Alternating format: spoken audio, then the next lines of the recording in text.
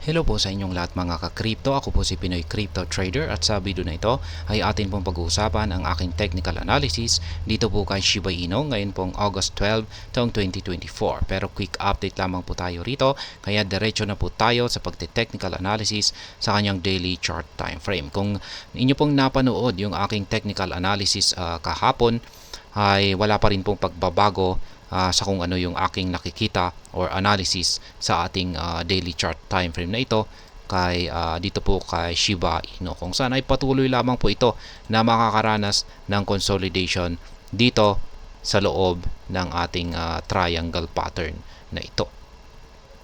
Ayan, magkakonsolidate lamang po siya at ang dahilan po dyan ay mukhang wala pa po tayong sapat na volatility dito para makapagbasag itong si Shiba Inu, sapagkat nakikita po natin dito na yung mga nabubuong QQE bar natin dito mula noong August 10 hanggang sa kasalukuyan ay mga kulay gray na mga QQE bars. Kapag ibig po sabihin nito ay medyo nanghihina na po yung persa ng mga bears or yung selling pressure.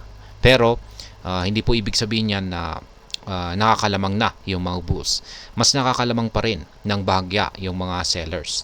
Kaya ang nakikita ko rito ay ang pagko-consolidate po ni Shiba Inu sa mga paparating na araw ay malapit lamang po siya dito sa ibabaw ng lower portion yan ang ating triangle pattern dito.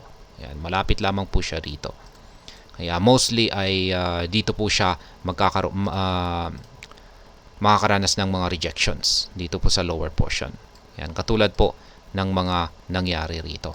Yan, susubukan po niya na pakiramdaman yung lower portion nito at ito yung parang tatangkain po niya na subukan. Kasi napaka-bearish pa rin po yung kalagayan natin, kalagayan ng market condition nitong si Shiba Inu. Lalong-lalo na yung ating Hall Street indicator dito na ayan, medyo mahaba na po siya pero wala pa rin pong pagbabago sa pangangatawan nito. Malusog na malusog pa rin po ito. Ayan, at kulay red. Ibig sabihin ay bearish na bearish ang kalagayan nitong si Shiba Inu. Kapag kulay green naman po ay bullish naman po yan. Kapag nagkulay green siya ay ibig sabihin ay yan, yung mga bulls naman ang may control sa market ni SHIB. Pero sa ngayon ay ayan, kulay red po siya.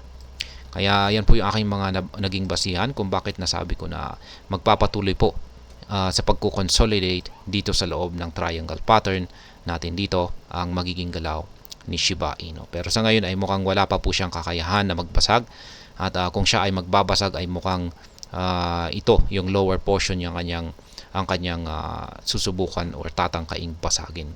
Pero sa ngayon ay mukhang gaya ng aking sinabi ay mukhang wala pa pong sapat na lakas or pwersa itong mga bears para basagin yung lower portion nito sapagkat yung nakikita natin na QQE bars nito ay mga kulay gray.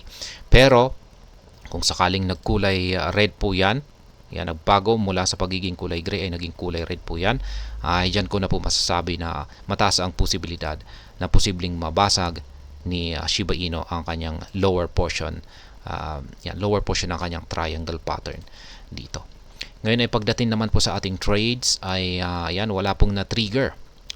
Ayan, wala po tayong na-trigger dito na buy or sell pending order. Kaya nananatiling ganyan pa rin po yung aking mga live spot trading positions dito po kay Shiba Inu. Yan yung mga bago lamang dito at hindi pa nakakaalam. Ito pong mga kulay yellow arrow signs dito. Ito po yung mga, dito po nakaset yung aking mga sell pending order. Yan, at yan po ay nakaset sa mga price levels ng mga resistance lines natin dito. At ganun din po yung ating yung dalawang kulay blue na arrow signs dito, pero ang mga ito ay mga buy pending orders na nakaset naman po sa mga price levels ng mga support line natin dito. At ayan, malaya po kayong gayahin yan or sabayan ako sa simpleng paraan sa pagtitrade dito kay Shiba Inu. Ayan, post lamang po ninyo yung video na ito at kopyahin po ninyo or set po ninyo sa inyong trading platform. Ayan sa paraan kung paano ko sinet yung aking mga trades na ito dito. Kaya Ayan, sa mga bago lamang po dito, ay check na lamang po ninyo ang description ng video na ito para malaman kung anong platform at mga indicators ang ginagamit ko dito. At hanggang dito na lamang po tayo sa video na ito mga ka-crypto. Marami pong salamat sa panonood. Ingat po tayo lagi at God bless po sa ating lahat.